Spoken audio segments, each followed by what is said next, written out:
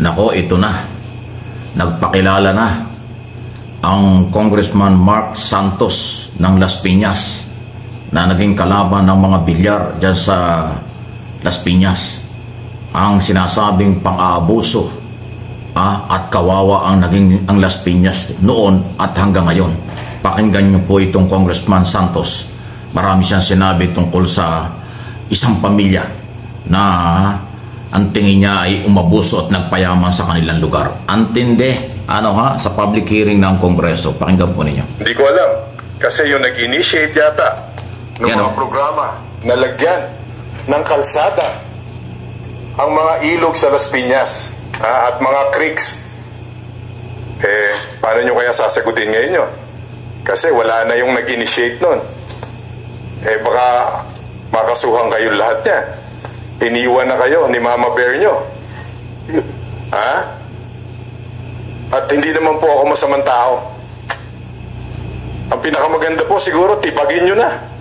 Kung ayaw nyo, si chairman na ang sasabihan ko na tibagin nyo na yung mga creeks na bumaha sa Las Piñas dito, na hindi naman bumaba yung mga lugar.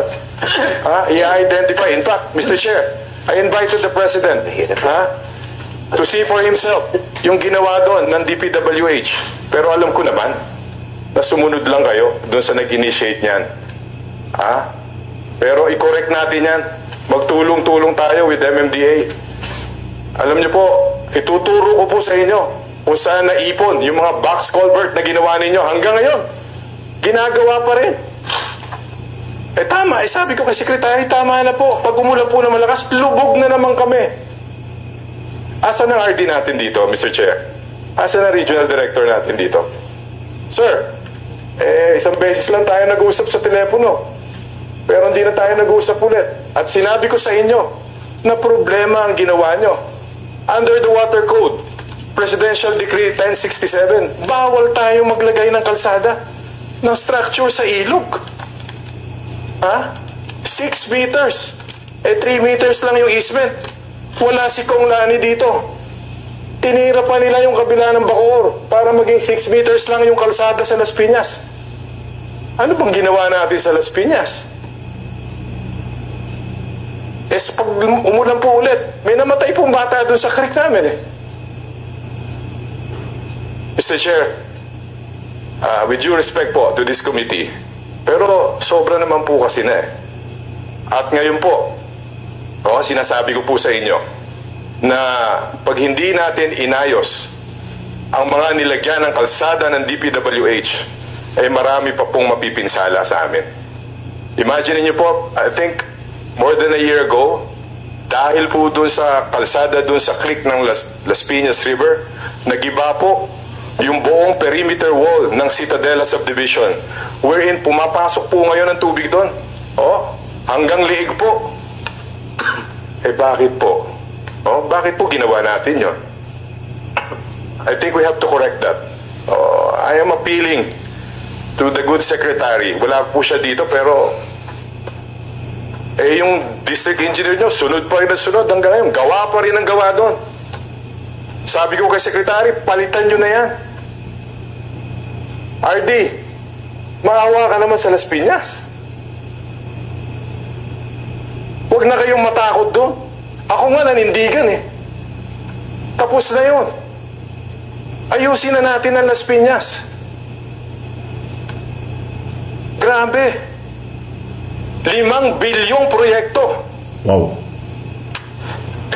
Papunta lahat doon sa mga negosyo nila.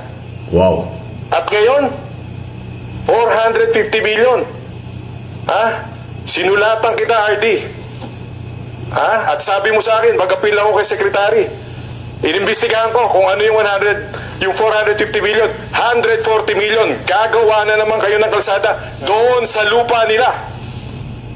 Wow. Phase 4. Phase 1, more than 90 million hanggang Phase 3. Hinabol po yung 140 million. Sinong kontraktor? Pamangkin nila. Oh my goodness. Tama na po yan. Hanggat hindi nyo inaalis po yung D dyan, malulunod ang Las Piñas.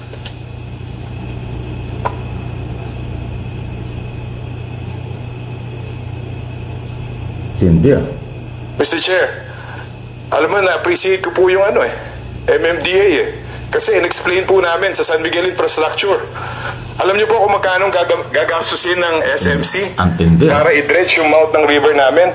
More than 300 million pesos. Oh? Grabe. Samantalang hindi ako po makahingi ng pondo ngayon para i-dredge yung river namin. Oh?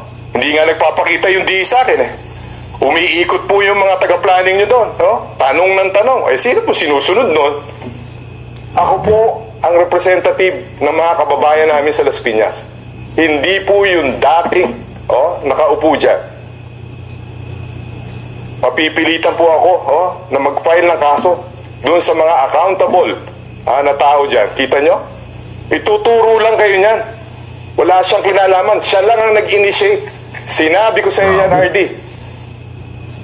Hindi siya madidimanda. Kayong lahat.